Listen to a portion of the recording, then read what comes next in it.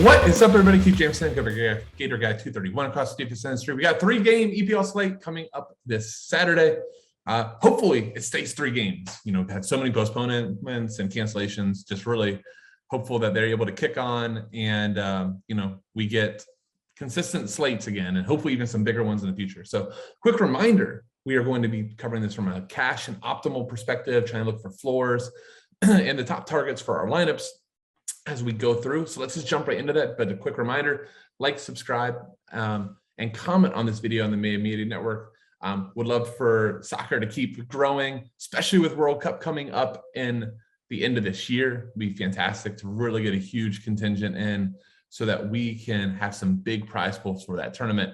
And also just a reminder, if you're on the pod feed, make sure you subscribe to Daily Fantasy Picks and Bets the Mix so you get all that amazing content. And finally, if you want to find more of my stuff, at Gator Guy 231 on Twitter, you can find my videos at FSI DFS on YouTube. All right, let's just jump in to the top, guys. At the top on the cover is Rafinha, my guy, 9,900s. Majority of set pieces for Leeds. He splits with Stuart Dallas. We'll talk about later.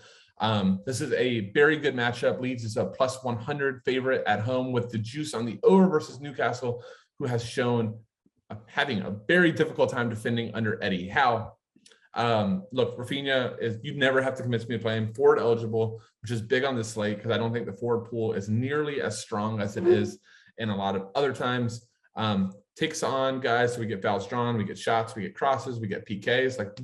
There's nothing that Rafinha does not provide us. So lock and load in my lineups. First guy in when I saw the slate. Bruno Fernandes at 8,700 feels like a little bit of a treat. I'd expected him to be at 10,000, so I've been very, very interested. He now has been getting corners back last game. So we're raising that floor up if we're getting a lot more crosses. He shoots the ball a ton. He's playing in that weird formation, that 4-2-2-2. So it's not really a 10 anymore, but he does have a little bit of freedom to roam. I think all of Manchester United slowly but surely is going to get more and more used to a new formation. It just takes time, right? You played one way under OGS for a while. It takes time to kick on. It's a decent matchup for Man United. They are the biggest favorite of the slate at minus 118 home to West Ham. West Ham's a good team, but West Ham also plays open. So we could see a lot of back and forth here, which is certainly really good for DFS. So Bruno, 8,700 is a lock and load. So I'm giving you 2 locks there. We're going to have one more lock here coming up in a minute. I think Ronaldo at 8,000 really is kind of one of the deciders of the slate. I think a lot of people are going to see 8,000 Ronaldo and just absolutely lock it in. I am not there yet. I'm not saying I'm not going to play him by any means, but 8,000 Ronaldo is a nice play. 8,000 Ronaldo on Real Madrid or Juventus would be a lock. You just had free reign. The entire, attack was oriented towards what Ronaldo did well. We are not seeing under Ralph. We are seeing, him struggling at times to, find where maybe the best place to go is with all the moving parts behind him. So it's just not a lock and load to me. We're not seeing the huge shot floor. We're not seeing the goals at the same rate. We are in the Champions League, but not in the EPL.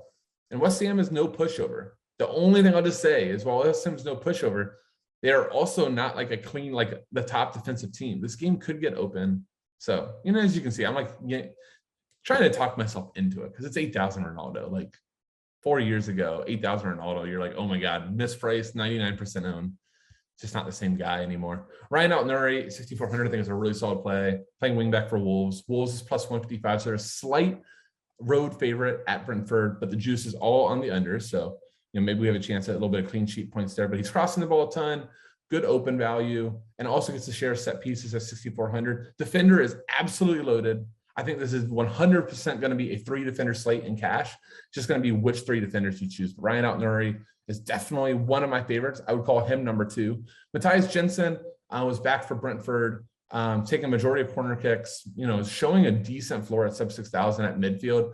Midfield isn't overflowing with options because DraftKings, I'll just cheat ahead, but DraftKings continues to make Ryan Fraser a defender despite only playing there one time.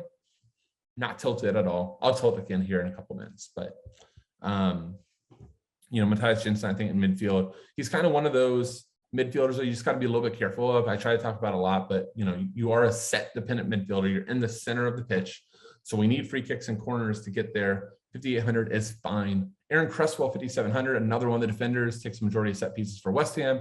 You know, Manchester United is never going to be a team I am scared of to attack because, you know, their defense is just not shown the ability. Like I mentioned, Man U versus West Ham could be really open.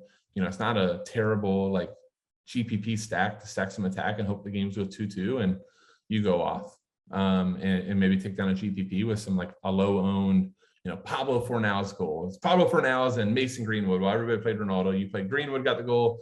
Fornal's got a brace or something like that, and you're off and running.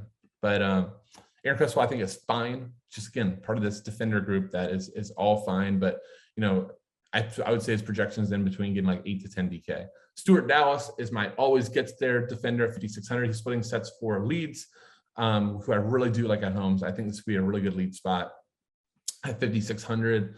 Again, split sets with Rafinha, sometimes plays center, sometimes plays right back, sometimes plays wherever he wants and just gets DK points. So, you know, a guy I really like in cash. Alex Tejas is your third lock at 5,300. It looks like he's officially now taken back over for Luke Shaw, who reports have leaked. They don't even think is good enough to play at Man U anymore. So I expect to see Tejas, and Tejas is a misprice here at 5,300. He's fresh off of 13 crosses versus Brentford. At Porto, for those that, you know, can remember UCL slates years back, like you would have 20 cross games out of Tejas. There's nothing there's no crowd ball that he sees that he can't cross. You get share corner. So I really like to play at 5,300. So that makes my core Rafinha, Bruno, and Alex Tejas. Ryan Fraser, 5,100 is another top end defender, and who we are, I'm just double counting. We're going to talk about one more just random defender here. But Ryan Fraser, 5,100. He is actually playing more of like a right or a left wing, depending on who's in, taking share set pieces. He's too cheap at 5,100. So, you know, the hardest part for me is not necessarily like if I'm going to play defenders, it's which ones, right? Ryan, I told you Tejas is a lock. You can always obviously hear in my voice that I like Stuart Dallas. Aaron Cresswell's a solid play. Ryan Outnori is a solid play. Ryan Fraser's a really good play. And then finally, we've got Leo. And no, I'm not going to try to pronounce his last name. We got Leo down there that looks like he's going to get a spot start for Leeds at 2,900. So he could easily be one of the biggest values playing left back for Ender Junior Forpo. You know, he had a limited thing. He didn't show too much, but we're talking about a fullback on a favorite for sub 3,000. And I mean, with a name like that, right? Got to have some temptation to play him in your lineup. So there's just a ton of defenders here. I think, you know, my overall, my closing thoughts on the slate is if you're playing cash, 3 defenders, there's just too many of them. You're definitely locking in Rafinha, you're locking in Bruno, and then you're going to see what works. And it's just going to be all mix and matching. You know, there's always going to be some values that pop up. You know, and I guess the other big decision is, you know, do you use the value? Do you use Leo to get Ronaldo, or do you find, you know, kind of mix and match your forward from there? So I think it's going to be a really interesting slate. Very much looking forward to it. Hope you enjoyed the video. Again, if you did, make sure you find me on Twitter at GatorGuy231. Find my site, FSIDFS, and make sure you like this video on the Media Media Network. Make us keep getting these videos up here for you all. Thank you all so much for watching. And with that, I'll say, see you.